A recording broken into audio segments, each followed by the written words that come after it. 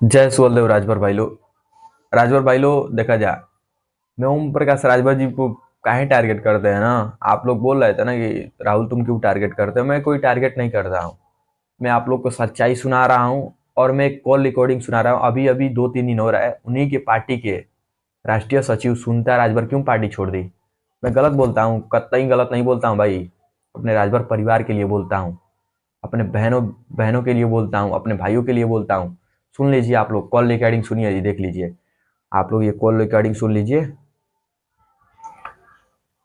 बस वही जो दिख रहा है वो है। जी जी जी जी देखिए, मैंने अपने वीडियोस में बताया भी है जी और मैंने पत्र में लिखा भी है कि जिस मिशन को माननीय श्री ओम प्रकाश राजभर जी ने लेकर के चले थे, अपनी पार्टी जब बनी थी सूर्य भारतीय समाज पार्टी, उस मिशन से बिल्कुल विपरीत इस टाइम काम हो रहा है, जबकि वो समाज हित के लिए बिल्कुल भी ठीक नहीं है। अच्छा सर। जी, उन्होंने बहुत सारे मुद्दों को लेकर के पार्टी को बनाया था, जिस मुद्दे पे आज 1% भी काम नहीं हो रहा है। और मेरा समाज इस चीज के लिए बिल्कुल इंतजार करता रहा कि आज वो दिन आएगा। और वो ये भी बात कह रहे थे कि जब मैं सत्ता शासन में जाऊंगा तो मैं आपके हक हिस्से की बात करूंगा। तो अब तो वो सत्ता में बैठे ही हुए हैं और एक अच्छा पद भी मिला हुआ है उनको, कैबिनेट मंत्री हैं। अब तो समाज का हक उनको दिलाना ही चाहिए था। मेरे कहने का बस मतलब यही है। और मैं ये चाहती हूँ कि जिस मुद्दों को उन्होंने, चाहे वो बिजली माफी का लेकर के हो, चाहे शराबबंदी का लेकर के हो, चाहे वो 1 से लेकर के स्नातकोत्तर तक शिक्षा की बात को लेकर के हो, चाहे 50% महिलाओं के आरक्षण की बात लेकर के हो, चाहे राजभर समाज को एसटी आरक्षण दिलवाने की लेकर के बात हो, चाहे वो जातिगत जनगणना की बात हो, जितनी सारी बातें उन्होंने कही थी और उस चीज पे बिल्कुल भी इस टाइम खड़े नहीं उतर रहे हैं।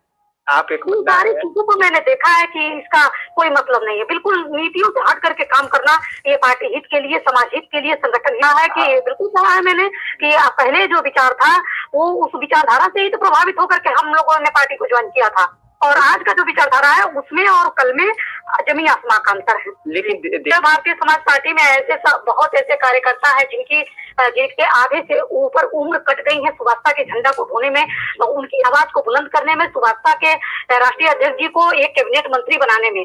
वो लोग भी बेचारे सभी लोग जख्मी हैं। कम से कम 75% कार्यकर्ता उसमें जो है कि जख्मी है।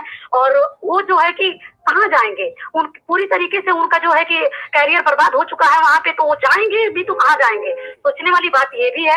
लेकिन देखिए, जो जो यूथ है वो तो बहुत जल्दी ही समझ जाएगा, जब समझेगा तो एक स्टैंड लेगा। जाहिर सा बात है कि वो पार्टी में नहीं काम करेगा और वो कहेगा भी कि एक आध बार समझाएगा भी नेताजी को कि इस तरह से नहीं, इस तरह से होना चाहिए पार्टी में। जब लोग, पार्टी के संगठन के लोग नहीं समझेंगे तो भाई वो अपना स्टैंड लेगा खुद का। तो मैं, मुझे लगता है, जहां तक मैं समझ पाती हूँ कि देखिए जो है कि स्वदेव भारतीय समाज पार्टी में ज्यादातर वैसे ही लोग हैं जिनके आधे से ऊपर की उम्र जो है कि बीत गई है स्वदेव भारतीय समाज पार्टी में। अब वो कहीं जा करके उस तरह का काम करने की काबिलियत नहीं रखते हैं जिस तरह से वो पहले करते थे। जी जी जी सर, मैं आपको बता ही तो दे रही हूँ, कहाँ मिली आप बताएं हमको।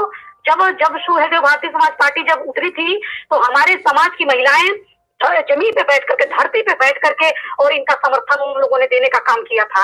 लेकिन जो 20 साल पहले हम लोग जमीन पे बैठ करके इनके झंडा को हम लोगों ने बुलंद किया, आज 20 साल बाद भी तो वही हो रहा है। आप बता दें कि किसी फॉरवर्ड लॉबी की महिलाएं जो है कि खेत खलियान में बैठ करके भाषण सुनती हो किसी नेता का, कोई बता दे हमको सामने आकर के। बिल्कुल। जब समाज का जो नेतृत्व करता है तो वो समाज को हाई लेवल तक ले जाने का काम करता है, गर्द में उसको ले जाने का काम नहीं करता है। तो आपने दिया क्या? 20 साल बाद भी वही करते थे और 20 साल बाद 20 साल पहले वही था, 20 साल बाद भी आज भी वही है। चेंज क्या हुआ है उसमें?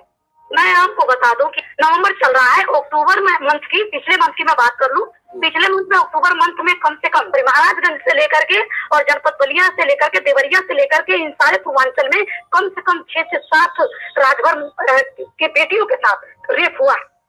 उसमें से एक भी बयान माननीय नेताजी का आया हो कि इस तरह से, जिस तरह से घृणित कार्य राजभर समाज की बेटियों के साथ हो रहा है, ये कतई स्वदेव भारतीय समाज पार्टी बर्दाश्त नहीं करेगी। तो फिर सुनीता राजभर मतलब अपना जो है कि कर दे, राजनीति करना छोड़ दे।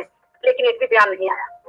तो मैं चिल्लाती रह गई, मैं बोलती रह गई, लेकिन हमको खुद दबाया गया बोलने के लिए कि तुम राजनीति करो, तुम बोलो मत, तुम राजनीति करो। आप बताइए, जब समाज ही सुरक्षित नहीं रहेगा तो हम राजनीति करके क्या करेंगे? अच्छा, यानी कि किसी बिल्कुल बिल्कुल, बस राजनीति करो, बोलो मत। हाँ, राजनीति करते रहो, बोलना बिल्कुल सख्त मना है। जिस दिन बोल देंगे उस दिन आपके के ऊपर एक्शन है। हाँ, यानी कि ये तो है ही है, ये दिख रहा है ना, अच्छा। बोलने की अनुमति नहीं है।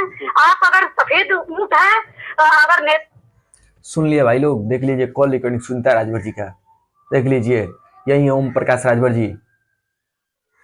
पूर्वांचल में 6 से 7 8 अपने राजभर समाज की बहनों के साथ रेप हुआ है, कतई कहीं बोले हैं? बोलते हैं आप लोगों ने कि राहुल तुम क्यों विरोध कर रहे हो ओम प्रकाश राजभर जी का? आप लोग बताइए। जब हमारी माँ और बहन सुरक्षित नहीं रहेगी तो मैं कतई बर्दाश्त नहीं करूंगा, कतई नहीं, चाहे वो ओम प्रकाश राजभर जी हो, चाहे कोई नेता हो। हम लोग उनको उठाने में काफी मेहनत किए हैं। जब मैं 8 साल का था ना, तब से अपने गांव में उनका, अपने पिताजी को समझाते थे। हमारे पिताजी उतने पढ़े लिखे नहीं है, मैं अपने पिताजी को समझाते थे, पिताजी अपने बिरादर है, उनको वोट दीजिए, ये कीजिए वो कीजिए, उनके साथ दीजिए।